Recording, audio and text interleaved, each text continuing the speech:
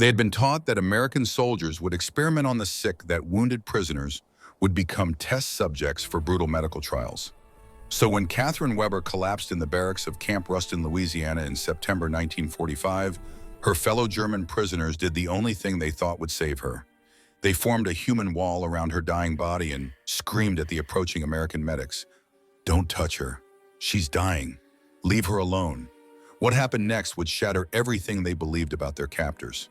The barracks interior was dark except for the single bulb hanging from the ceiling, swaying slightly in the humid Louisiana night air. 40 women stood shoulder to shoulder, 3 rows deep, their bodies creating a barrier of flesh and bone and terror. Their faces were twisted with emotions that had been building for months, maybe years. Fear, rage, the desperate cornered fury of people who believed they were making their final stand. Some held broom handles, gripped so tightly their knuckles had gone white. Others clutched metal cups, chair legs, anything that could be used as a weapon. Their eyes were hard and wet with tears at the same time, and their voices had merged into a single chant that rose and fell like a wave crashing against rocks. Rühr sie nicht an. Don't touch her. Sie stirbt. She's dying. Rühr sie nicht an. Don't touch her. Behind the wall on a narrow bunk, Margareta Hoffman knelt beside Catherine Weber's motionless body. Greta's hands were positioned on either side of Kat's face, tilting her head back at just the right angle. She took a breath, pinched Kat's nose, and breathed air into her friend's mouth. Once, twice, 3 times. Kat's chest rose and fell with the forced air, but she wasn't breathing on her own. Her lips had turned the color of storm clouds, a deep grayish blue that Greta recognized from her years as a Wehrmacht nurse. It was the color of death approaching. At the doorway stood 3 Americans in medical uniforms. Captain Robert Brennan had both hands raised, palms out in a gesture of peace that was doing absolutely nothing to calm the situation. He still had his dinner napkin tucked into his collar. His reading glasses hung on a chain around his neck. His medical kit sat on the floor where he had dropped it when the women surged forward with their makeshift weapons. "We're here to help," he said. His voice was calm and clear and carried the authority of a man who had treated thousands of wounded soldiers over 3 years of war. "We're doctors. We want to help your friend," liar, someone shouted in German. Another woman translated into broken English. "You want to use her? Experiment. We know what you do." Behind Brennan, Corporal Grace Tanaka and Corporal James Delgado stood frozen, watching the scene with a mixture of professional urgency and dawning horror. They could see Greta performing mouth-to-mouth resuscitation. They could hear the terrible, wet, rattling sound coming from Kat's lungs with each forced breath. They could see the blue tint spreading from her lips to her fingernails. The woman was dying, right there, right then, and a wall of terrified prisoners stood between them and the only chance she had of survival. Brennan's eyes met Greta's across the barracks. For 1 second, just 1 second, 2 medical professionals recognized each other across a divide of language and nationality and war. Greta's eyes were desperate. Brennan's eyes were determined. And between them, Catherine Weber's heart kept beating while her lungs refused to work. How did it come to this? How did 40 terrified German women end up protecting a dying prisoner from American doctors who were desperately trying to help her? The answer lies in a lie so powerful it convinced them that mercy was cruelty and that their enemies were monsters. But first, you need to understand something about propaganda and about the Texas sky that smelled nothing like home. 2 weeks earlier, September 8, 1945, 3 months after Victory in Europe Day, when Germany had finally surrendered and the concentration camps had been liberated and the full horror of the Nazi regime had begun to come to light. Camp Ruston sat deep in the pine forests of northern Louisiana, a sprawling collection of wooden barracks surrounded by barbed wire and guard towers. The September morning feet rolled through the trees like smoke, thick and white and sweet with the scent of magnolia blossoms. Somewhere in the distance, a radio played Benny Goodman's Sing, Sing, Sing, the brass section cutting through the humid air with a sound that was pure America, pure jazz, pure freedom. The women's compound occupied one isolated corner of the camp, separated from the main prisoner area by an additional fence. 347 German women lived here. They were not soldiers. They were Helferinnen, the female auxiliaries who had served the Wehrmacht as radio operators. Clerks, nurses, telephone switchboard workers, administrative staff. When Germany collapsed in May, When the thousand-year Reich crumbled into rubble and ash and defeat, these women found themselves swept up in the chaos of surrender. The Allies had no clear protocol for them. They were not quite soldiers, not quite civilians. After months in makeshift holding camps in Europe, they were shipped across the Atlantic to America, to Louisiana, to this place where the air was so thick you could almost drink it, and the mosquitoes were the size of hummingbirds, and the sky was a blue they had never seen before. The barracks were simple wooden structures, each housing 40 women in double-stacked bunks. The building smelled of fresh pine and disinfectant, a sharp contrast to the damp, moldy cellars where many had spent the final months of the war in Germany. There were real mattresses here, thin but clean. Real blankets, rough wool but warm. Windows with glass that actually closed. For women who had survived the bombing of Berlin, the siege of Dresden, the nightmare retreat from the Eastern Front camp, Ruston felt almost comfortable. Almost. The Louisiana air smelled different from anything the German women had known. It was thick and sweet, heavy with magnolia blossoms and pine sap. At night, crickets sang so loudly, it sounded like a symphony. Mosquitoes drilled through the window screens, leaving welts on pale German skin that had never encountered such insects. The heat, even in September, was oppressive to women raised in the cool climates of Northern Europe. But it was the sounds that unsettled them most. Not the sounds of war. No sirens, no explosions, no screaming. But the sounds of American normalcy. A radio in the guard station playing jazz music. Trucks rumbling past carrying supplies. The distant laughter of male prisoners from the main camp during their recreation time. The casual banter of American guards who joked with each other in English the women barely understood.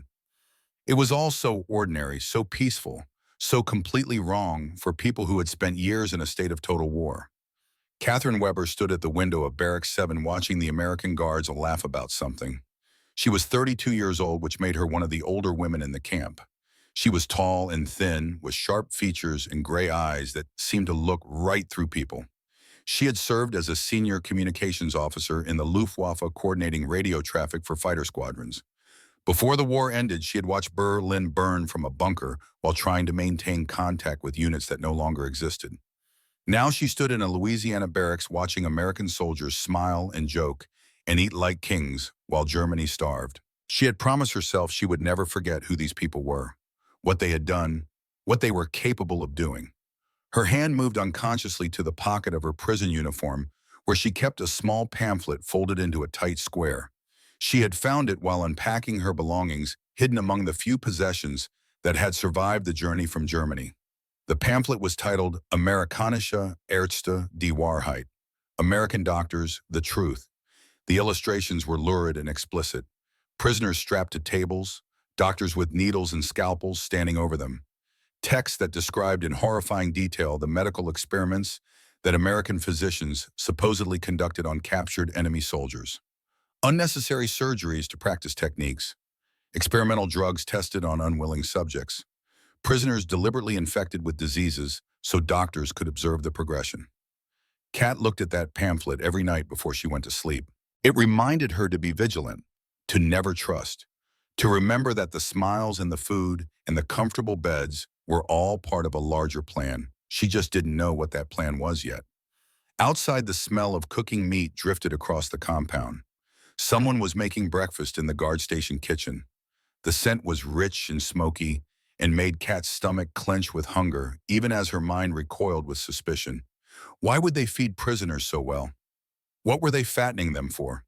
The mess hall at Camp Ruston was a long wooden building with rows of picnic-style tables and a serving line where American cooks dished out portions that seemed impossibly generous to women who remembered the starvation rations of wartime Germany. This morning, like every morning, the smell of breakfast filled the compound hours before the women were allowed to enter. Sergeant Tommy Wright stood at the griddle whistling while he worked. He was 45 years old, stocky and solid, with the permanent sunburn of a man who had spent his life working outdoors. Before the war, he had run a cattle ranch outside Austin, Texas. Every Sunday, he would smoke brisket for 14 hours and feed his ranch hands like they were family. When Pearl Harbor happened, he enlisted. But the Army had different plans for a man who could cook like Tommy Wright. Now he flipped bacon on an industrial griddle, watching the fat pop and sizzle and smoke. The sound was almost musical, a rhythm of meat and heat and grease that had been the same whether he was cooking for cowboys in Texas or soldiers in Louisiana. The bacon strips were thick-cut the way he preferred them. The edges curled and crisped while the center stayed meaty and substantial.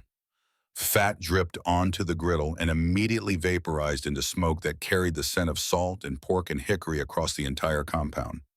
Next to the griddle, eggs waited to be cracked. Biscuits baked in the oven, rising and browning and filling the kitchen with the smell of warm yeast. Coffee percolated in a huge urn, the rich aroma mixing with everything else. A young German woman walked past the kitchen window and stopped. Her name was Frida, and she was 19 years old. She had been working as a clerk in occupied France when the war ended. Now she stood outside the kitchen, her stomach growling so loudly she was sure the American cook could hear it. Wright looked up and saw her. He smiled. "Hungry, miss?" he called out. "Got plenty. Fresh bacon, eggs, biscuits." Frida hesitated. She had been raised on the propaganda about Americans. She had seen the films, read the pamphlets, heard the stories. But the smell of that bacon was making her lightheaded with hunger. And the American sergeant was looking at her with nothing but friendly concern. She stepped closer to the window. Wright used his spatula to lift a strip of bacon from the griddle. It was perfect. Crispy on the edges, glistening with fat, still sizzling. He put it on a plate along with 2 eggs and a biscuit that was so fresh it was still steaming. "Here you go," he said, handing her the plate through the window. "Eat up." Frida took the plate with trembling hands. She looked down at the bacon. Up close, she could see every detail, the way the fat had rendered and crisped, the tiny bubbles in the meat where moisture had cooked away, the deep brown color that spoke of proper heat and proper timing. She picked up the bacon with her fingers. It was still hot enough to sting slightly. She raised it to her mouth and took a bite. The texture was the first thing.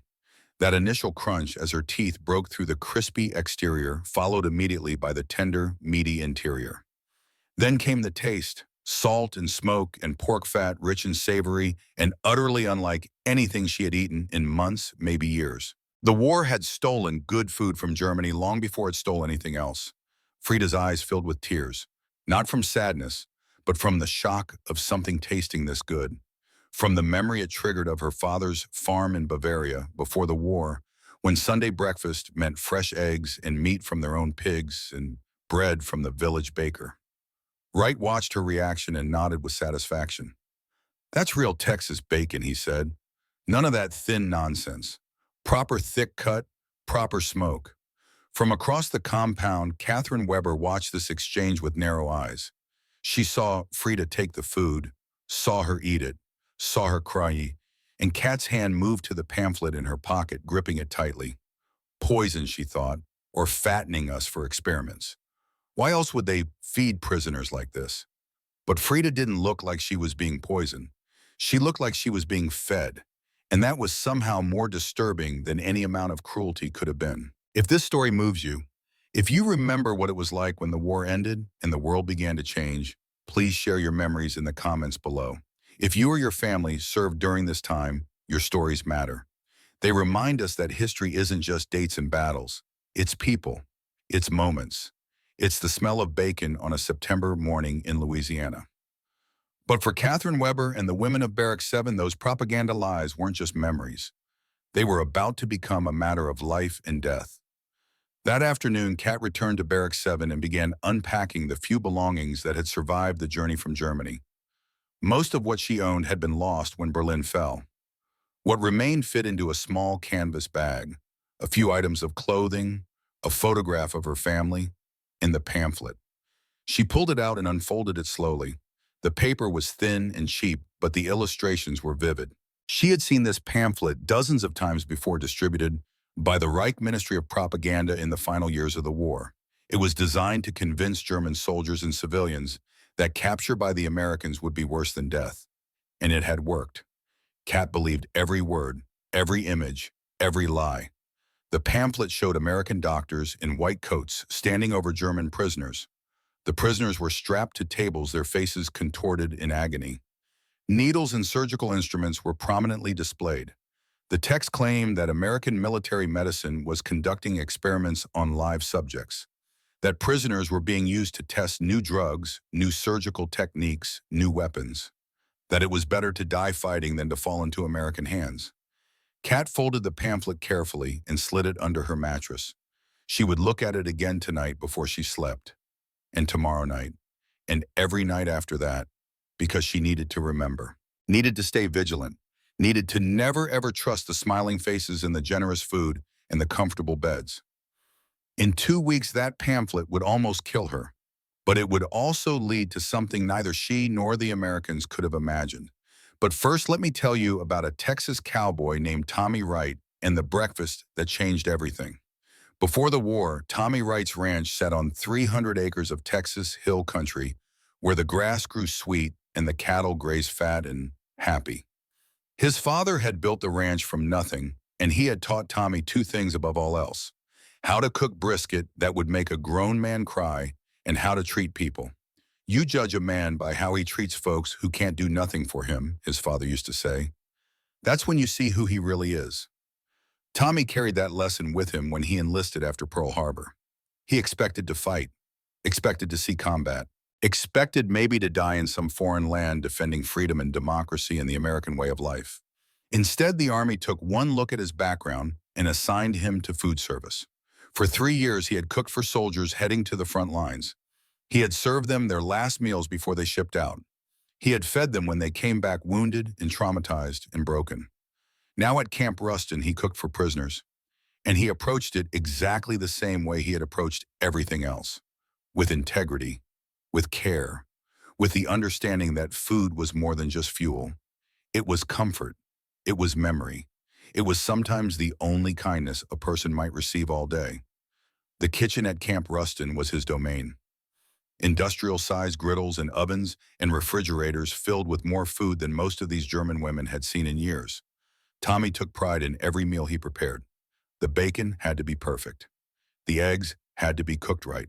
The biscuits had to be light and fluffy and served hot. A young guard named Miller leaned against the kitchen counter watching Tommy work. "Sarge," he said, "why you treat these krauts so nice? They killed our boys." Tommy didn't look up from the bacon he was turning. "My daddy taught me something," he said. "You can't hate someone you've broken bread with. Once you've sat down and eaten together, shared food, shared that moment of being human together, it's a lot harder to see them as the enemy." He flipped the last strip of bacon and set down his spatula. "These women are prisoners. They're hungry. I got food. Simple as that." Miller shook his head but didn't argue. Tommy Wright had a reputation in the camp.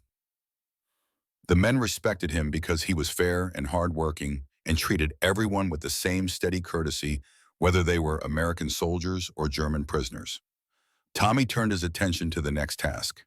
This weekend, he was planning something special: a real Texas barbecue for the entire women's compound. He would smoke brisket for 14 hours over hickory wood, make his grandmother's coleslaw recipe, bake cornbread from scratch, serve it all with ice-cold Coca-Cola.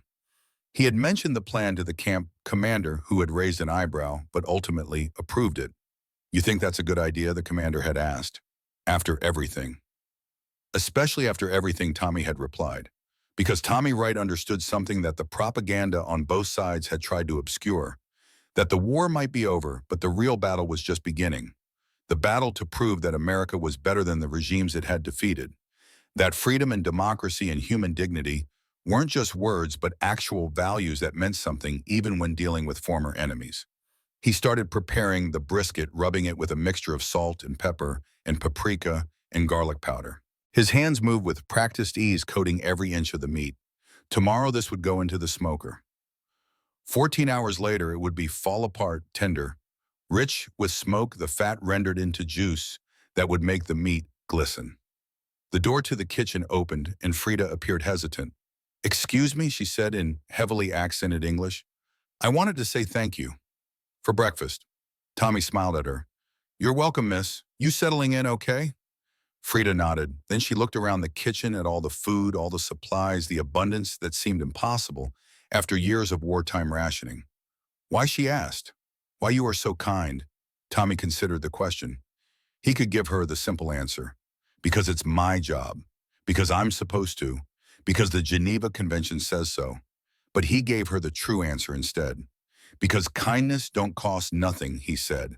And because I believe in treating people the way I'd want to be treated. War's over, miss. Time to start acting like it. Frida stood there for a moment processing this. Then she nodded and left. Tommy went back to his brisket, rubbing the spices into the meat with steady, patient movements.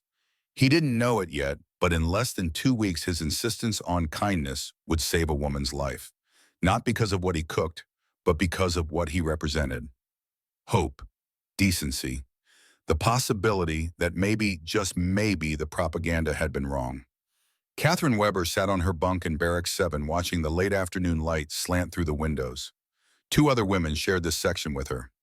Margaret Hoffman, who everyone called Greta, was a 35-year-old nurse who had served on the Eastern Front. She had seen things that gave her nightmares, done things that haunted her, saved lives that made it all worthwhile. Anna Schmidt was 26 younger than both of them, a former clerk who spoke the best English of the 3. They had formed an unlikely friendship during the chaos of surrender and transport. Now they sat together most evenings speaking in Low German about their lost homeland and the families they had not heard from in months. I don't trust them, Kat said, watching American guards walk past the window. The food is too good. The beds are too comfortable. They're planning something. Greta sighed. She had heard this before. Or maybe they're just following the rules for prisoner treatment, she said. Kat pulled out the propaganda pamphlet and held it up. You think the rules matter to people who would do this? She asked. Greta looked at the lurid illustrations and felt a familiar exhaustion. She had been a nurse long enough to know what real medical care looked like versus what propaganda claimed it looked like. But she also understood Kat's fear. They had all been raised on these lies. Untangling truth from fiction was harder than it should have been. Anna spoke up, her voice quiet. The bacon this morning, she said. It tasted real, not fake, not poisoned, just real bacon. Because they want us to trust them, Kat snapped. Then they'll do whatever they're planning. But the certainty in her voice was starting to crack just a little. Because every day they spent at Camp Ruston, every meal they ate, every kindness they received made it harder to maintain the fear that propaganda had instilled in them. That night, Kat lay in her bunk and looked at the pamphlet one more time before sliding it back under her mattress. Outside, the Louisiana crickets sang their endless symphony. The air smelled of pine and magnolia. Somewhere in the distance, a radio played soft music. Kat closed her eyes and tried to sleep. She didn't know that in 2 weeks she would be dying, that Greta would be performing mouth-to-mouth resuscitation, that 40 women would form a human wall to protect her from the very people trying to save her life. She didn't know that everything she believed was about to be tested in the most profound way possible. All she knew was that the bacon had tasted good, and that frightened her more than any amount of cruelty ever could. Because if the Americans were kind, if they were decent, if they were human, then what did that say about everything Germany had told them? What did it say about the war?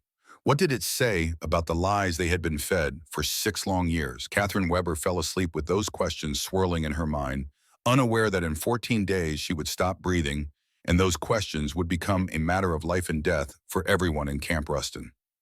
The story was just beginning, and the real test of American values of human compassion, of the power of mercy over hatred, was still to come. September 10th, 1945. 2 days after Catherine Weber promised herself she would never trust the Americans. Evening roll call. The women of Camp Ruston stood in neat rows outside their barracks, faces turned toward the setting sun. The Louisiana sky was doing what it did every evening, painting itself in shades of orange and pink and purple that none of them had ever seen in Northern Europe. The air was still thick with heat, still sweet with the magnolia, still wrong in 1,000 small ways that reminded them daily they were far from home. An American corporal walked down the line with his clipboard counting heads without really looking at faces. 5550, 657. Just bodies to be tallied. Just numbers to be recorded. Catherine Weber stood between Greta and Anna trying to suppress a cough. It was small, dry, nothing to worry about. Just the Louisiana air irritating her lungs. The humidity was different here, thicker. Her body would adjust. But Greta heard it. And Greta, who had spent 3 years as a nurse treating wounded soldiers on the Eastern Front, recognized the sound of something beginning. After roll call, after the corporal had counted to 347 and walked away satisfied, Greta pulled Kat aside. How long have you had that cough? She asked. Few days, Kat said, waving it off. It's nothing. The air here is too wet. My lungs don't like it. Greta reached out and touched Kat's forehead with the back of her hand.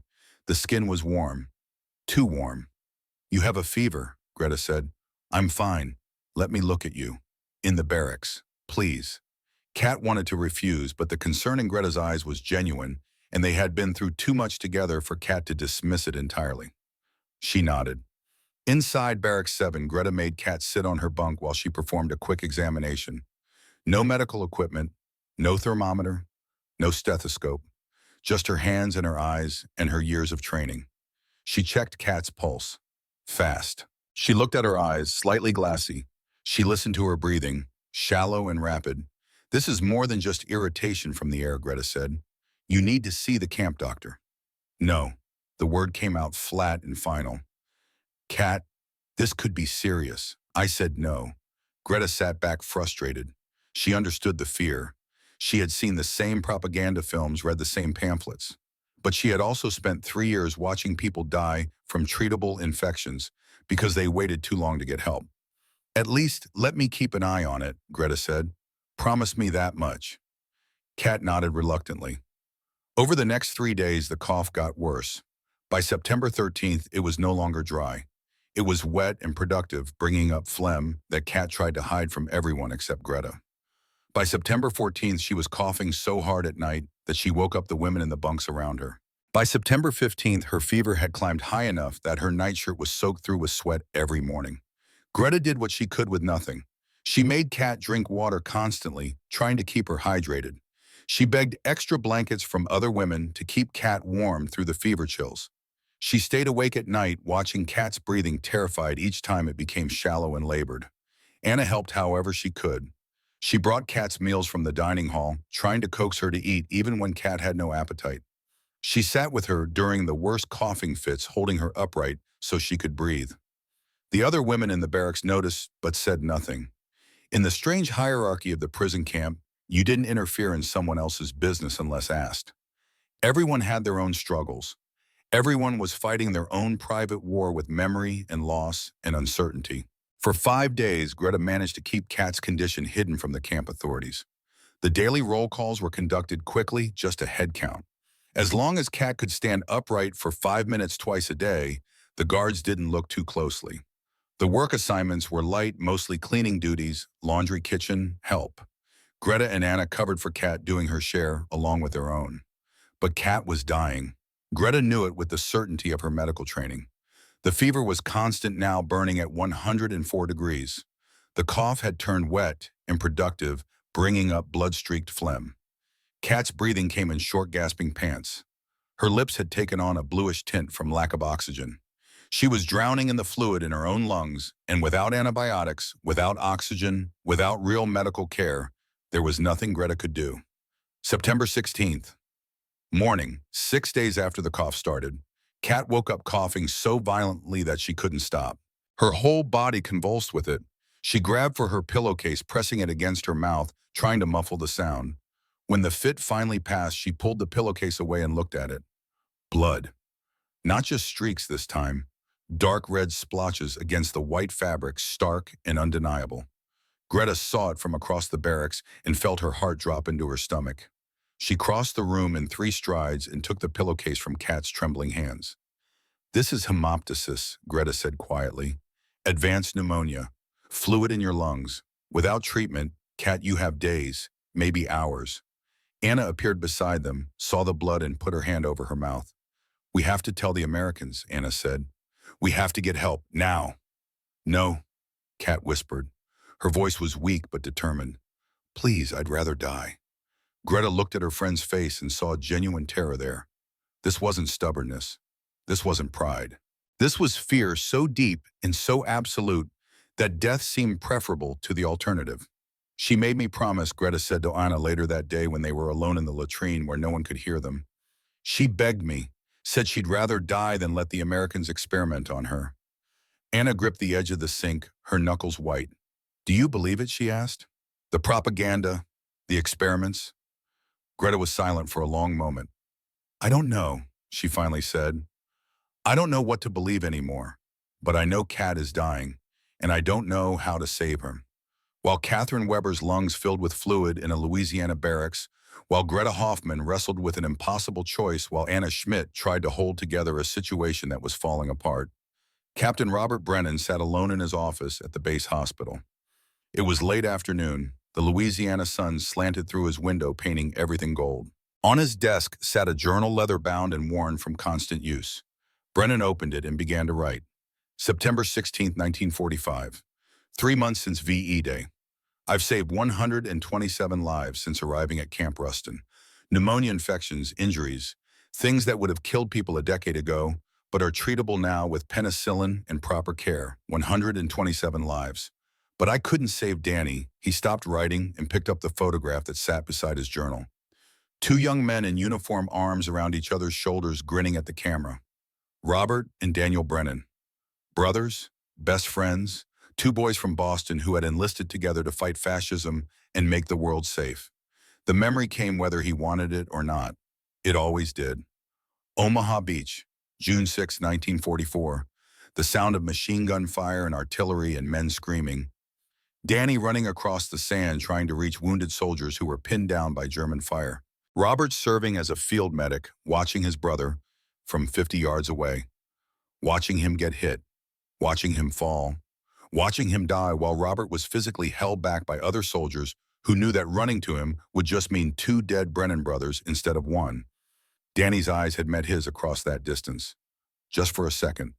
And then he was gone. Brennan closed his eyes against the memory. When he opened them again, he looked down at the journal and wrote one more line. Every life I save from here on is for you, Danny. Every single one. That's my promise. That's my purpose. That's how I make your death mean something. He didn't know that in 6 days he would face a test of that vow, unlike anything he could imagine. That he would stand in a barracks doorway, looking at a wall of terrified women and a dying prisoner, and have to find a way to bridge a gap built from years of propaganda and lies. He closed the journal and went back to work. September 17th through September 20, 3 days of deterioration. Kat's condition spiraled. Her fever remained constant at 104 degrees. Her breathing became increasingly labored. She could no longer lie flat because it felt like drowning. She had to sleep sitting up, propped against the wall, fighting for each breath. The blue tint spread from her lips to her fingernails. Her skin took on a grayish pallor. She stopped eating entirely. Water was all she could manage, and even that sometimes triggered coughing fits so violent that she would vomit. On work detail, Greta and Anna hauled laundry baskets that should have been shared among 3 people. They scrubbed floors on their knees, exhausted and terrified. They did Kat's share and their own, and tried not to think about what would happen when Kat couldn't even stand for roll call anymore. Other women watched but didn't comment. A few offered help in small ways. An extra blanket. A cup of water brought to Kat's bunk. A quiet prayer in the night. But no one suggested calling the Americans, because they all knew what Kat believed, and most of them believed it too. September 20th, the day before the collapse. At the guard station, Sergeant Tommy Wright was preparing for the weekend barbecue. He had been smoking a brisket since 4 that morning. 14 hours over hickory wood, low and slow, the way his father had taught him. The smell rolled across the compound, rich and deep and impossible to ignore. He also had a cooler full of ice and Coca-Cola bottles. The glass bottles sweated in the Louisiana heat condensation dripping onto the metal sides of the cooler. The ice clinked when he moved the cooler into position. A young guard named Miller was helping him set up the picnic tables. Sarge Miller said, "You really going to give the Krauts Coca-Cola right?" Opened one of the bottles with a metal opener. The sound was distinctive. That sharp hiss and pop as the cap released and carbonation rushed out. Foam cascaded down the neck of the bottle. Wright took a long drink and sighed with satisfaction. "Son," he said, "I've traveled from Texas to France to Germany. You know what I learned? Everybody likes Coca-Cola. It's the one thing that doesn't need translation." He set the bottle down and looked out across the compound toward the women's barracks. "These women have been told their whole lives that we're monsters," he said, "that America is cruel and violent and savage. Words aren't going to change that. But maybe bacon and brisket and ice-cold Coke will show them something different." Miller shook his head, but smiled. "You're an optimist, Sarge." Wright smiled back. "I'm a Texan. Same thing." At that moment, a young German woman named Frida walked past the guard station. She had been the one who accepted bacon from Wright that first morning. Now she stopped at the sound of the Coca-Cola bottle opening. That distinctive hiss, that fizz. She remembered that sound from before the war. A party in Berlin in 1938.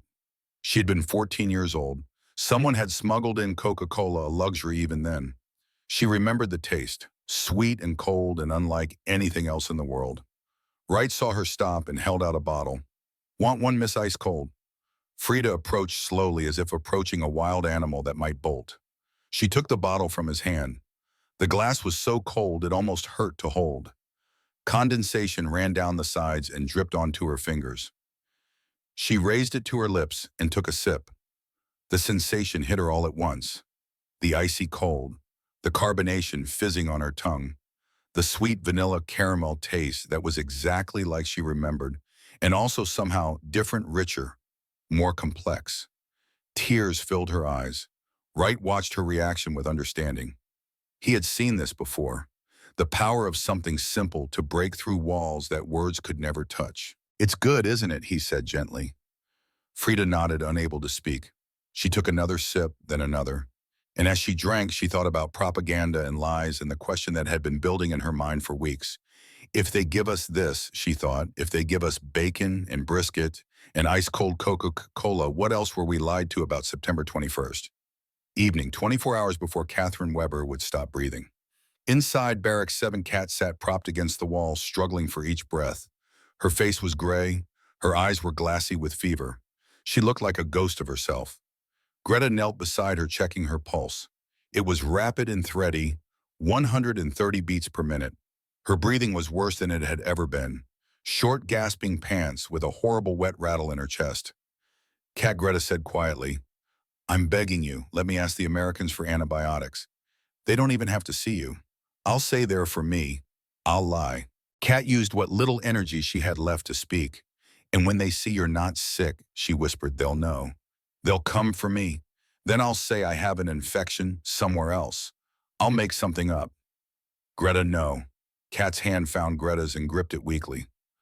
"I won't let you become one of their test subjects because of me." Anna, who had been sitting silently on the next bunk, finally spoke up. "This is insane," she said. Her voice was shaking. "You're dying over a lie."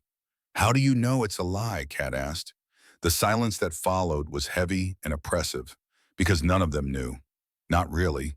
They had been told their entire lives that Americans were monsters.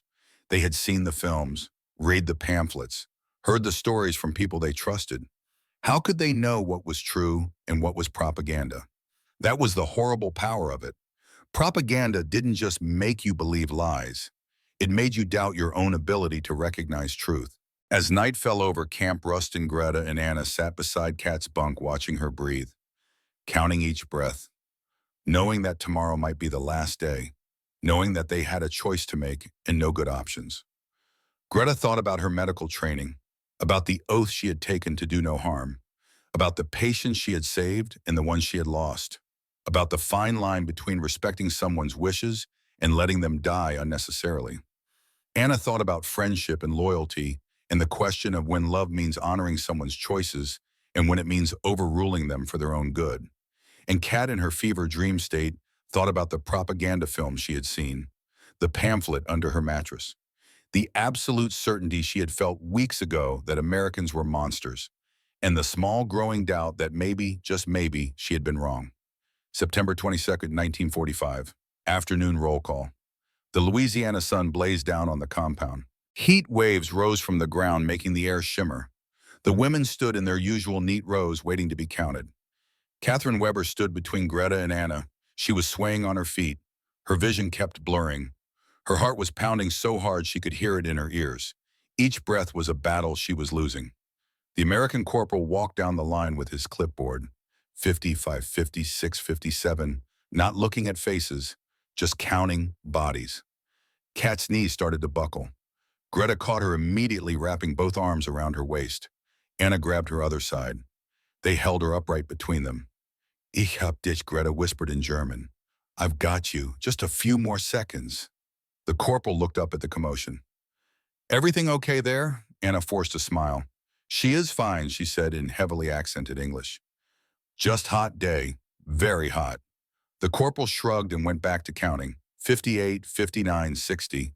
As soon as he dismissed them, Greta and Anna half-carried, half-dragged Kat back to the barracks. Her feet left marks in the dust. Other women watched but didn't interfere. Inside Barracks 7, they laid Kat on her bunk. She was barely conscious.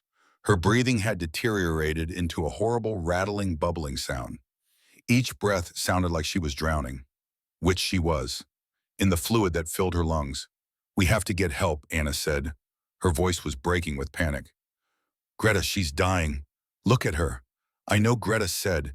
Tears were running down her face. "But she made me promise. She said she'd rather die." "And what if she does die?"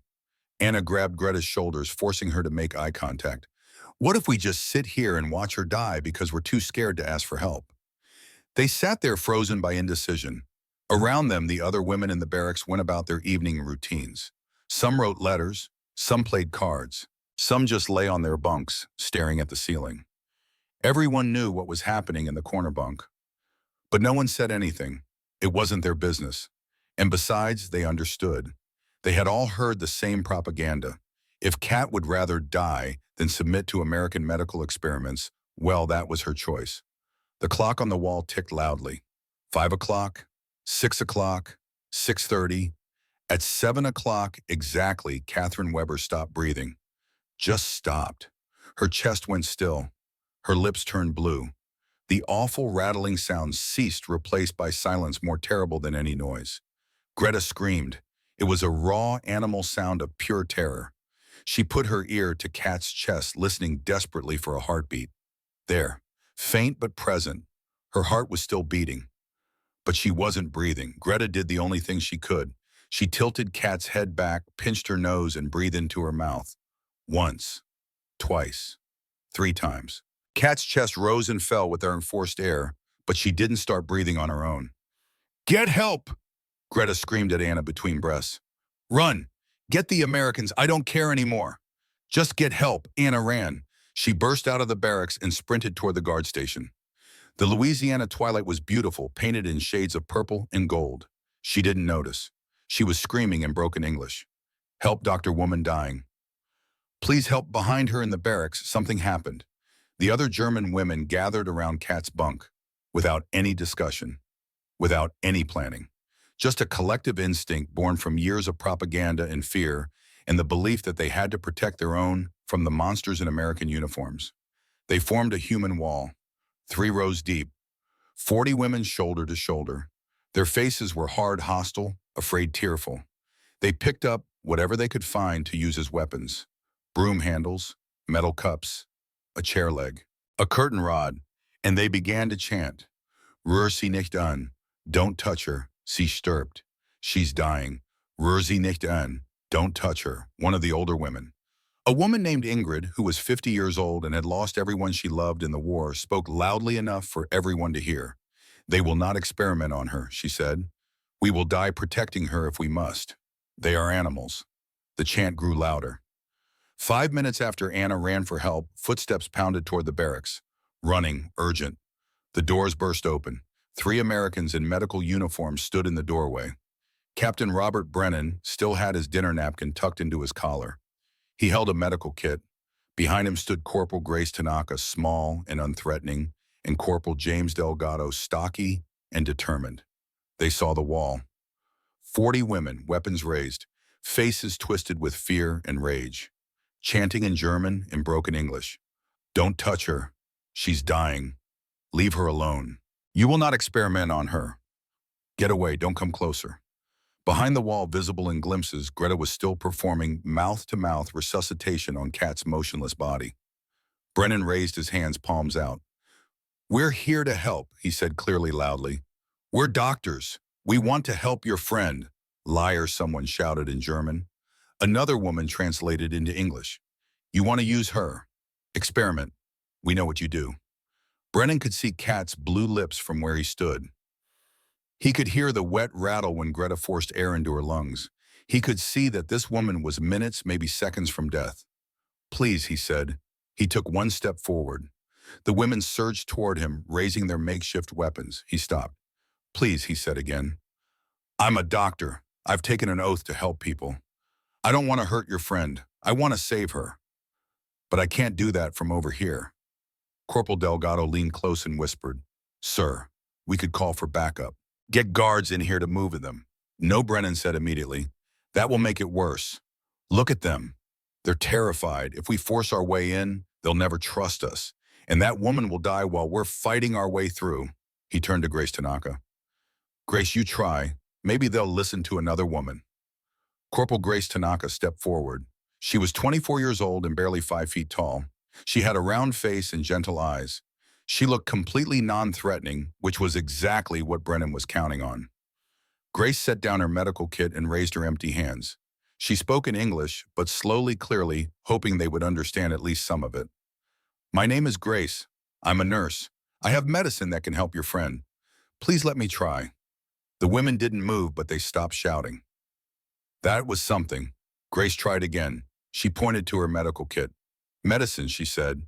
Then she made a gesture of someone breathing easily. "Help her breathe. Save her life." She placed both hands over her heart. "Please," she said. "Trust me. I want to help." Anna stood at the front of the group of women. She had been watching Grace's face during this whole exchange, and what she saw there didn't look like cruelty or deception. It looked like genuine concern, genuine desperation. This American woman looked like she truly wanted to help. Anna turned to the women behind her and spoke rapidly in German. "Look at her face," she said. "She's not lying, and Kat is dying right now in the next few minutes. We can let her die to protect her from something that might not even be real, or we can take a chance." Someone shouted back, "They'll hurt her." Anna shouted louder, "She's already dead if we do nothing. Look at Greta. Look how exhausted she is. Kat hasn't breathed on her own in 6 minutes. This is her only chance." The women looked at each other. Fear fought with hope in their eyes. Years of propaganda fought with the desperate desire to save their friend. Finally, slowly, the wall began to part. Just a narrow gap at first, then wider. Grace stepped toward the gap, and then an older woman, Ingrid, grabbed her arm. Her grip was like iron. She spoke in German, but her meaning was clear from her tone and the way she held Grace's arm. "A warning, a threat." Anna translated. "She says if you hurt her, if you do experiments, if you cause her pain, we will kill you. All of us. We don't care what happens to us. We will kill you." Grace looked Ingrid directly in the eyes. She didn't flinch. She didn't look away. "I understand," she said. "If I hurt her, you can kill me, but I won't hurt her. I promise." For a long moment, Ingrid searched Grace's face, looking for deception, looking for cruelty, looking for any sign that the propaganda had been true. She found only truth. Ingrid released Grace's arm slowly. The gap in the wall widened. Grace walked through. Behind her, Brennan and Delgado followed, carrying their equipment. The wall closed behind them. Now the Americans were surrounded, trapped inside the circle of 40 terrified women. If things went wrong, there would be no easy escape. Brennan knelt beside the bunk. He didn't need more than 10 seconds to make his diagnosis. "Severe pneumonia," he said quietly. "Probably bacterial. Complete respiratory failure. Pulse is thready and weak. She's minutes from death." He looked up at his team. "Danny, start an IV," he said. "Normal saline wide open. Grace, I need the intubation kit now." Then he turned to Greta, who was still kneeling beside Kat, exhausted and desperate. "Please," she whispered in English. It was perhaps the only English word she knew. Brennan placed his hand on her shoulder, gently moving her aside. "You did good," he said softly. "You did real good keeping her alive this long. Now let me help." And as Greta collapsed into Anna's arms, as 40 German women watched with weapons still raised, as Catherine Weber's heart beat its last few beats before it would either recover or fail forever, Captain Robert Brennan began to fight for a life the way he had fought for 1,000 lives before. Not because she was American, not because she was an ally, not because she deserved it, but because she was human, and because mercy was not weakness. And because the real test of American values wasn't how you treated your friends, it was how you treated your enemies. The battle for Catherine Weber's life had begun, and with it, the battle for 40 women's souls. Brennan's hands moved with the practiced precision of a man who had performed this procedure hundreds of times under conditions far worse than a Louisiana barracks. But his hands were also moving with urgency because he could see the clock ticking in Catherine Weber's failing body. Her lips were the color of storm clouds. Her fingernails had gone purple. Her skin had taken on a waxy grayish pallor that he recognized from 3 years of treating dying soldiers. "Jimmy, start an IV," he said. "Left arm. Normal saline wide open." Corporal Delgado knelt on the opposite side of the bunk and began searching for a vein in Kat's dehydrated arm. His fingers moved gently over her skin, palpating feeling for the subtle ridge that would indicate a blood vessel large enough to accept the needle. The German women watched in absolute silence. They had expected rough handling. They had expected pain. They had expected the brutal efficiency of people who saw prisoners as objects rather than humans. Instead, they saw Delgado's fingers moving with the same careful gentleness a man might use touching a newborn baby. "Got it," Delgado said quietly. He slid the needle into the vein with one smooth motion. There was a small flash of blood in the chamber, confirming placement. He secured the line with tape, connected the saline bag, and hung it on the bunk post above Kat's head. The IV line began to flow, clear fluid running into Kat's collapsed veins. "Life in liquid form. She's lost maybe 10% of her body weight in fluids," Delgado said to Brennan. "Severely dehydrated. She needs at least 2 liters. Run it wide open," Brennan replied. While Delgado worked the IV, Brennan prepared for intubation. Grace handed him the laryngoscope, a metal instrument that looked vaguely medieval to the watching women. Several of them tensed, gripping their makeshift weapons tighter. "This is how they do it," one woman whispered in German. "This is how they hurt you." But Anna, who was watching Brennan's face, saw something that made her doubt. She saw sweat on his forehead. She saw the tight set of his jaw. She saw the way his eyes never left Kat's face, constantly monitoring, constantly assessing. She saw a man who looked like he was fighting a battle he desperately wanted to win. Brennan tilted Kat's head back into what he called the sniffing position. He inserted the laryngoscope blade gently, slowly, visualizing her vocal cords. Even unconscious, even dying, Kat's body tried to resist the foreign object. Her throat gagged reflexively. "Easy," Brennan murmured. "I know it feels wrong, but it's keeping you alive." He threaded the endotracheal tube through her vocal cords and into her trachea. Once it was positioned correctly, he inflated the small cuff that would hold it in place and prevent it from slipping. There was a soft hiss of air as the cuff expanded. Grace immediately attached the ambu bag to the end of the tube. She began squeezing it rhythmically. Hiss, click, hiss, click. The sound filled the barracks, air being forced into Kat's lungs, oxygen being delivered to tissues that were starving for it. Kat's chest rose and fell with each squeeze of the bag, but it wasn't her own breathing. It was Grace's hands doing the work her lungs could no longer do. The German women stared at the machine like quality of it. The 3 Americans working together with a synchronization that spoke of countless hours of practice. Brennan monitoring everything. Delgado managing the IV. Grace manually ventilating. A triangle of medical professionals who moved like dancers who had performed this routine 1,000 times. "Adrenaline," Brennan said, holding out his hand. Delgado placed a syringe in his palm. Brennan injected it into the IV line. "This will stimulate her heart," he said. "Keep it beating strong while we deal with the infection." He prepared another syringe. This one contained a cloudy white liquid. "Penicillin," he said.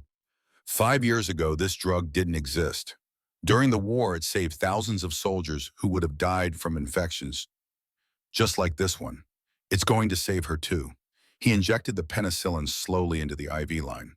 One of the watching women whispered to her neighbor in German, "Why is he explaining what he's doing? If he was going to experiment on her, wouldn't he hide it?" The neighbor had no answer. Brennan prepared a third injection. Much smaller this time. "Small dose of morphine," he said. "Not enough to sedate her heavily, just enough to reduce the sensation of air hunger. Make her more comfortable." He administered it and then sat back slightly, his hands finally still for a moment. He looked up at the circle of women surrounding them, at the weapons still held in trembling hands, at the faces still hard with suspicion and fear. "She's stable," he said clearly, "but she needs a real hospital. X-rays, proper oxygen equipment, 5 antibiotics around the clock. We need to move her now." No one moved. No one lowered their weapons. Brennan looked directly at Ingrid, the older woman who had threatened Grace. "I give you my word," he said, "as a doctor, as an American officer, as a man, we will not hurt her. We will treat her with the same care we would give to our own soldiers, our own families." Ingrid stared at him, searching his face for deception. And then she looked down at Kat. 3 minutes had passed since Grace had started manually ventilating her. And in those 3 minutes, something remarkable had happened. The blue tint was fading from Kat's lips, slowly, subtly, but undeniably. The purple was leaving her fingernails. Her skin color was shifting from gray toward a pale pink. The oxygen was working, the fluids were working, the medications were working. Ingrid had seen enough death to recognize life when she saw it returning. She lowered her weapon. The other women watched her. The oldest among them, the hardest, the most suspicious. If Ingrid was lowering her weapon, then perhaps, just perhaps, the propaganda had been wrong. One by one, the other weapons lowered. Broom handles clattered to the floor. Metal cups were set down. The human wall didn't disappear, but it softened. The faces remained wary, but the immediate threat of violence had passed. Grace kept squeezing the ambu bag. Hiss, click, hiss, click. 1, 2, 3, breathe. The rhythm was hypnotic, life-sustaining, the sound of a heartbeat externalized. And then, at exactly 7 minutes and 15 seconds after Brennan had begun treatment, Catherine Weber coughed. It was weak, more of a gay than a true cough. But it was her body's own reflex, her own nervous system trying to clear her airway, her own muscles attempting to work. Brennan saw it and allowed himself the smallest smile. "That's it," he said softly, leaning closer to Kat's face. "That's good. Come on. Breathe for me. You can do it." A second cough, stronger this time, and then a third, and then Kat's chest moved on its own. Just a little, just a small, shallow breath that had nothing to do with Grace squeezing the bag. Her eyelids fluttered. They opened slightly, unfocused, clouded with fever and confusion, but open, alive, conscious, breathing. Greta, who had been held back by Anna, broke free and rushed forward. She fell to her knees beside the bunk, sobbing so hard her whole body shook. Not quiet, dignified tears. Huge, racking sobs of relief and gratitude and the release of hours of unbearable tension. Anna grabbed Greta and started crying too. Around them, 40 German women began to weep. Some sat down on the floor, their legs giving out. Others hugged each other. A few just stood there, tears streaming down their faces, unable to process what they had just witnessed. The Americans had not hurt Kat. They had saved her. The propaganda had been wrong. Everything they had been told, everything they had believed, every film they had watched, and every pamphlet they had read had been a lie. Brennan stood and addressed the room. "She's stable enough to transport," he said, "but we need to move her to the hospital immediately. She'll need to stay there for at least a week, maybe 2. We'll take good care of her. You have my word." This time, when the Americans lifted Kat onto the stretcher, no one tried to stop them. The women parted silently, creating a path to the door. Several reached out to touch Kat's hand as she passed, a gesture of blessing or prayer or simply connection. Greta and Anna followed the stretcher out of the barracks. They were not letting Kat out of their sight. Not yet. They had to see this through. Outside, the Louisiana night had fallen completely. Stars blazed overhead, more stars than any of them had ever seen in the light-polluted skies of Europe. The air smelled of pine and magnolia and the distant smoke from Tommy Wright's barbecue preparation. The stretcher was loaded into an ambulance. Greta and Anna climbed in behind it. As the vehicle pulled away, Ingrid stood in the doorway of Barrack 7, watching it disappear into the darkness. If they save her, she thought, if they truly save her without hurting her, then everything I believed for 6 years was a lie. The thought should have been terrifying. Instead, it felt almost like relief. The base hospital was a large, well-lit building that looked nothing like the field hospitals any of them had seen during the war. There were real operating rooms here, real x-ray machines, real equipment that worked, and real supplies that weren't rationed, and real electricity that stayed on all night. Greta and Anna sat in the waiting room on hard wooden benches. They were still in their prisoner uniforms. Around them, American soldiers and nurses moved with purposeful efficiency. A few glanced at the 2 German women, but no one said anything hostile. They were just two more people waiting for news about someone they loved. An hour passed, then another. At 9 o'clock, a nurse approached them. She was older, maybe 45, with gray streaks in her hair and kind eyes. Her name tag said Margaret. "You girls look exhausted," she said. She held out 2 cups of coffee. "Here, on the house." Greta and Anna stared at the cups. Coffee. Real coffee, not the ersatz chicory substitute they had choked down in Germany for years. Steam rose from the dark liquid. "It's just coffee," Margaret said gently. "Maxwell House, sugar and cream on the side if you want it." She sat down beside them and added cream to her own cup, then took a sip. "See safe as houses." Anna picked up a cup with trembling hands. The ceramic was warm against her palms. She raised it to her lips and took a cautious sip. The taste hit her tongue and she almost cried. Rich, strong, slightly bitter with an undertone of sweetness. Real coffee. The kind she remembered from before the war, before rationing, before everything fell apart. Greta tried hers and closed her eyes against the sudden wave of memory. Sunday mornings in her childhood home. Her father reading the newspaper. Her mother making breakfast. Coffee percolating on the stove. A time when the world made sense. Margaret set a plate on the bench between them. "Donuts," she said, fresh from the kitchen. Glazed. The donuts were perfect golden rings, the glaze catching the overhead lights and making them shine. Anna picked one up. It was still slightly warm. She bit into it and felt the slight crunch of the glaze give way to soft, pillowy dough. Sugar coated her lips. The taste was pure sweetness, pure comfort, pure kindness. She started crying again. Not from sadness, from the overwhelming realization that they were being treated like human beings. That these small gestures of coffee and donuts weren't some elaborate trick. They were just kindness. Simple, uncomplicated kindness. "Y'all been through a lot, haven't you?" Margaret said softly. She patted Anna's hand. "Well, you're safe now. And your friend's in good hands. Dr. Brennan is the best we got." At 9:30, Brennan emerged from the emergency ward. He looked tired but satisfied. His scrubs were spotted with blood and other fluids. His stethoscope hung around his neck, but his face showed relief. "She's going to live," he said. Anna translated for Greta. Greta put her face in her hands and sobbed. "The pneumonia is bad," Brennan continued. "Bilateral infiltrates, severe hypoxia. But we caught it just in time. Another hour and I don't know if we could have saved her." He explained the treatment plan. Penicillin every 4 hours, oxygen support for at least 48 hours, chest x-rays to monitor the fluid in her lungs. They would drain some of the fluid tomorrow if needed. She would need to stay in the hospital for at least a week, possibly 2. But she'll make a full recovery, he said. "Can we see her?" Anna asked in halting English. Brennan hesitated. "She's unconscious," he said. "We have her sedated so she doesn't fight the breathing tube. But yes, you can see her, just for a few minutes." He led them down a hallway to a small private room. Inside, Catherine Weber lay in a real hospital bed with clean white sheets. She looked tiny and fragile. The breathing tube was still in her throat, connected to a machine that hissed and clicked rhythmically. IV lines ran into both her arms. An oxygen saturation monitor beeped steadily, showing numbers that meant nothing to Greta and Anna, but everything to the medical staff. Kat's face was peaceful in unconsciousness. The gray pallor was fading as oxygen and fluids worked through her system. Greta approached the bed slowly as if approaching something sacred. She reached out and touched Kat's hand. It was warm, alive. The pulse in her wrist was visible, steady and strong. Greta looked up at Brennan, tears streaming down her face. "Thank you," she whispered. "Thank you. Thank you." Brennan smiled.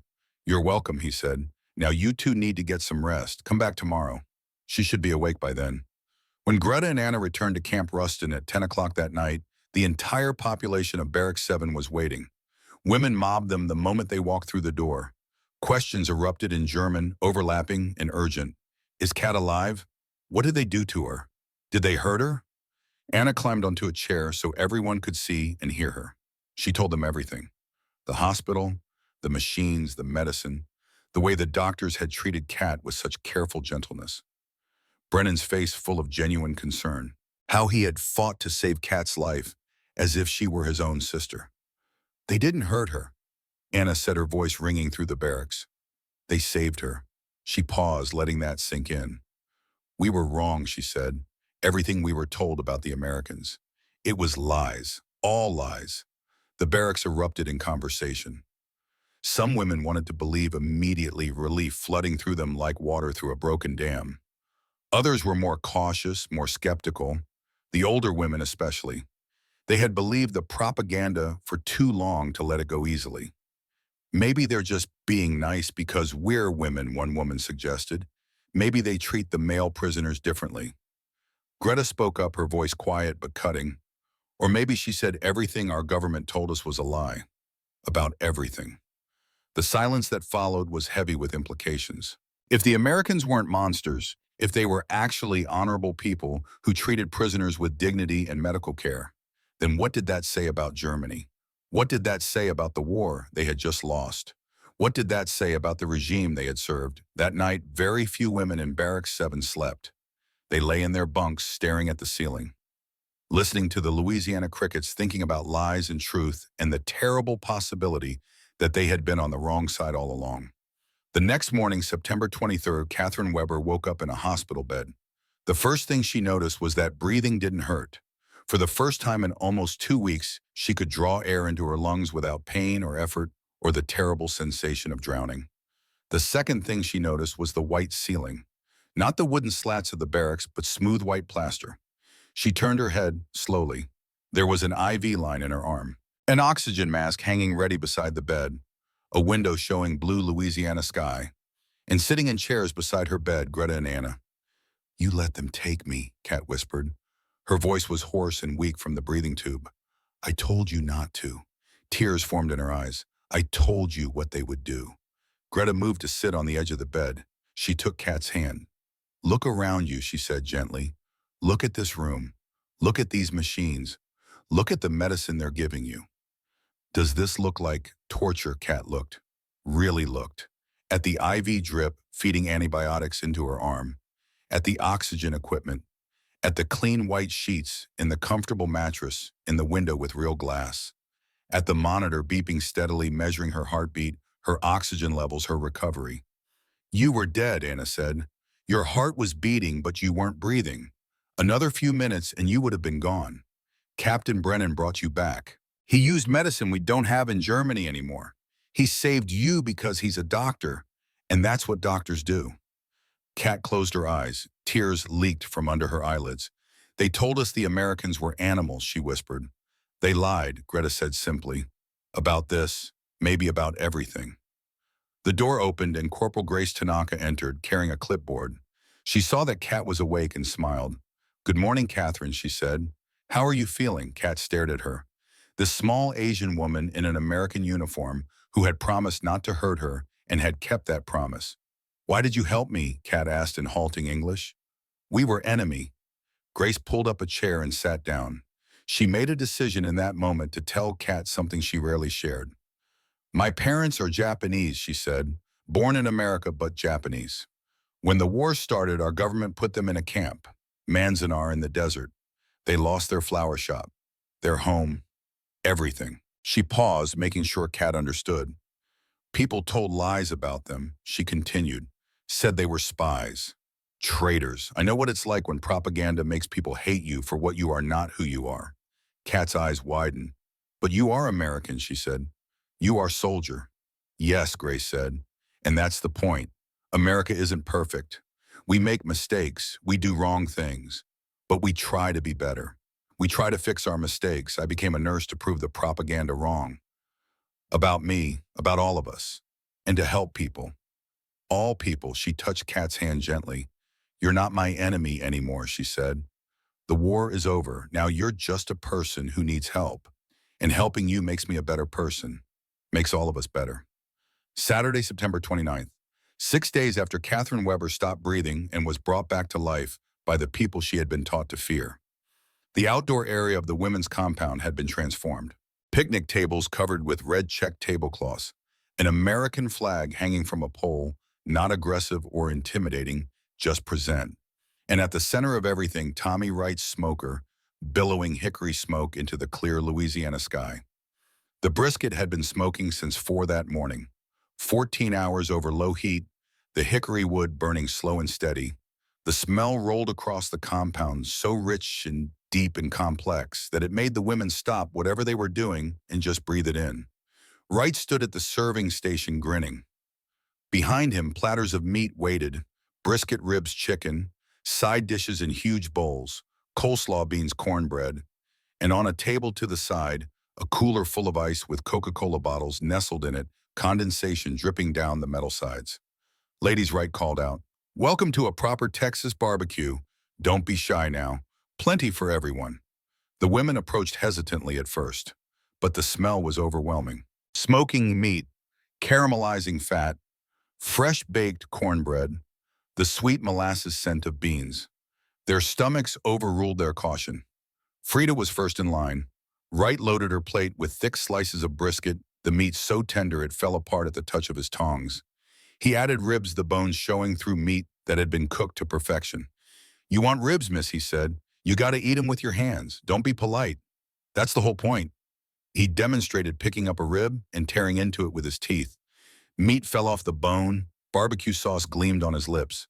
Frida laughed, actually laughed, for the first time in months, maybe years. She picked up a rib and bit into it. The texture was incredible. The slight char on the outside giving way to tender, smoky meat inside. The fat had rendered perfectly, making each bite melt in her mouth. The barbecue sauce was sweet and tangy, and just spicy enough to make her tongue tingle. She closed her eyes and made a sound of pure pleasure. "That's it," Wright said, delighted. "Now you got it." At the Coca-Cola station, Anna opened a bottle. That distinctive hiss and pop. Carbonation rushing out, foam cascading down the glass neck. She raised it to her lips. The sensation was everything she remembered and more. Ice cold hitting her throat, bubbles fizzing, the sweet vanilla caramel taste that was pure America, pure freedom, pure possibility. She turned to the other women and said in German, "It tastes like hope." One by one they tried it. The Coca-Cola, the brisket, the ribs, the cornbread. And one by one they began to understand something that propaganda had tried to hide from them. That the enemy was just people. That Americans were just people. That on the other side of war and hatred and lies, there was just humanity shared and simple and profound. October 5th, Catherine Weber was discharged from the hospital after 12 days of treatment. She walked back into Barrack 7 looking like a different person. She had gained weight. Her face had color. She could breathe without pain or effort. She looked healthy, alive, whole. The women welcomed her with cheers and tears and embraces that threatened to squeeze all the air back out of her lungs. When the celebration calmed, Kat stood in the center of the barracks and spoke. "I was wrong," she said. The room went quiet. "I was wrong about the Americans. They saved my life. They used medicine I didn't even know existed. They treated me with kindness and respect. The nurses checked on me every hour.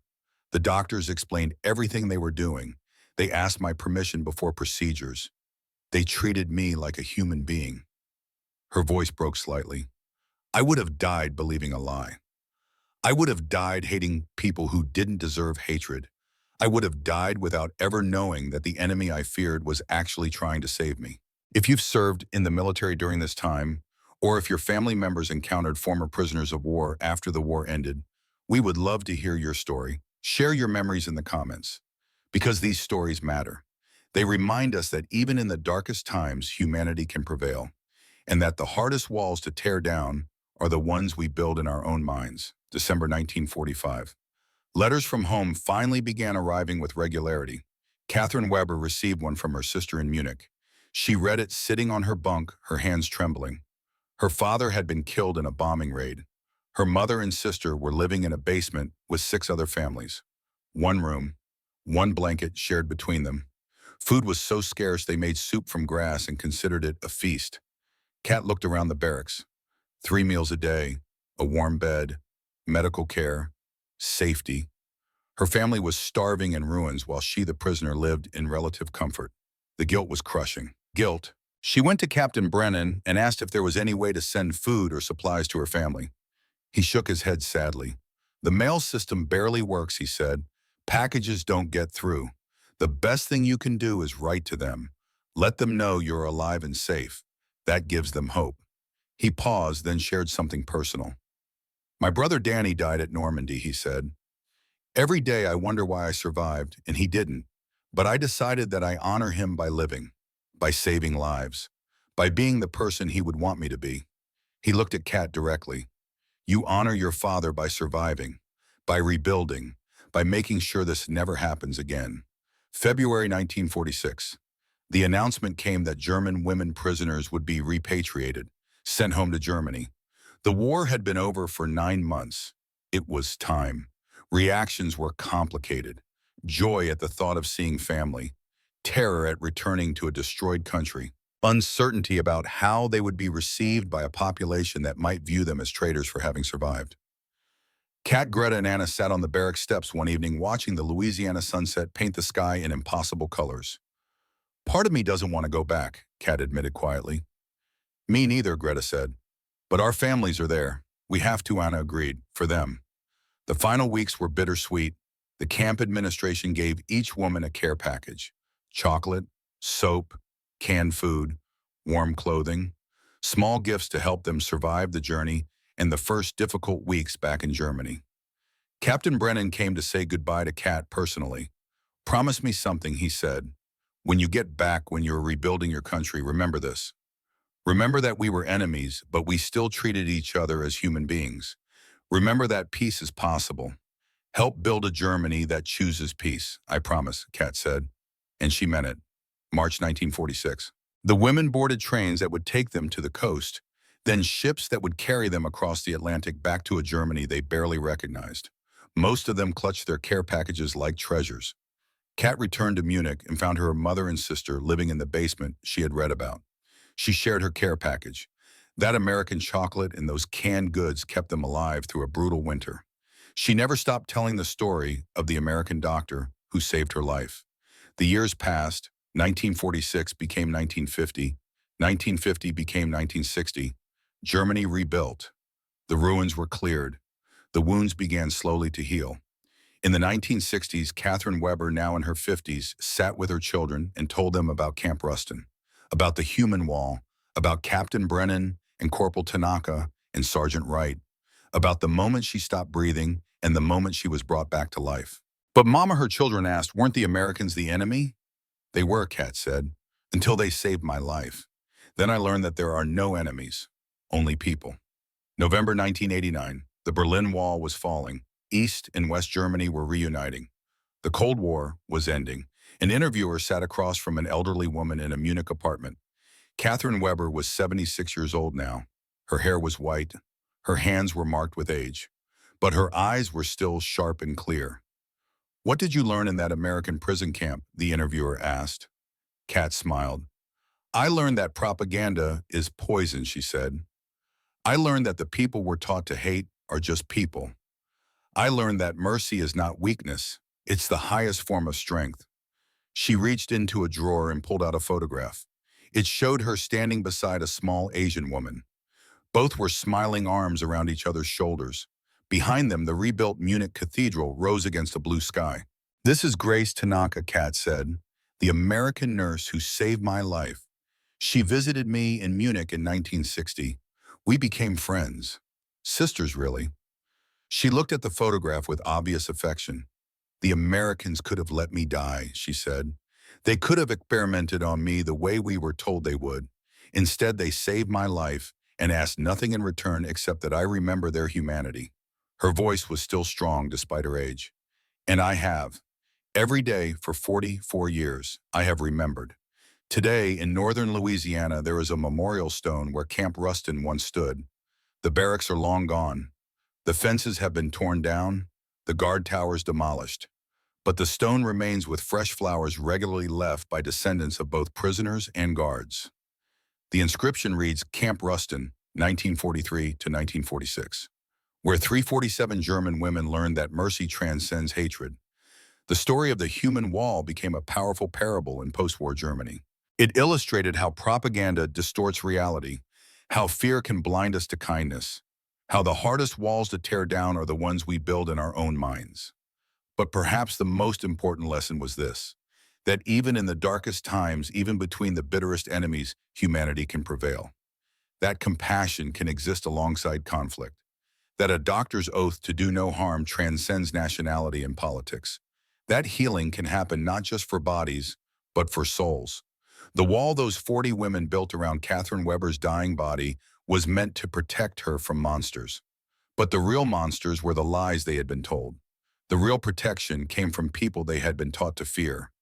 And the real miracle wasn't the medicine that saved her lungs, it was the mercy that saved her soul. If this story moved you, if it reminded you that compassion can exist even between enemies, please subscribe for more untold stories from World War II. These stories need to be remembered. They show us that even in humanity's darkest hours, there were people who chose kindness over cruelty, mercy over hatred, truth over propaganda. They remind us that the best of America isn't our weapons or our wealth. It's our values. The belief that every human life has dignity, that how we treat our enemies says more about us than how we treat our friends. That freedom and democracy and human decency aren't just words but principles worth living by even when it's difficult, especially when it's difficult. Catherine Weber kept her promise to Captain Brennan. She spent the rest of her life working for peace and reconciliation. She spoke at schools and universities. She wrote articles and gave interviews. She told her story to anyone who would listen. And every time she told it, she ended the same way, with a simple truth that had taken her 40 years to fully understand. Mercy is not weakness. It is the highest form of strength. And the people who showed me mercy when I least deserved it taught me what it truly means to be human. That lesson, born in a Louisiana barracks on a September night in 1945, echoes still. In every act of kindness between former enemies. In every choice to see humanity rather than hatred. In every decision to build bridges rather than walls. The human wall came down that night, but the bridge that replaced it stands forever.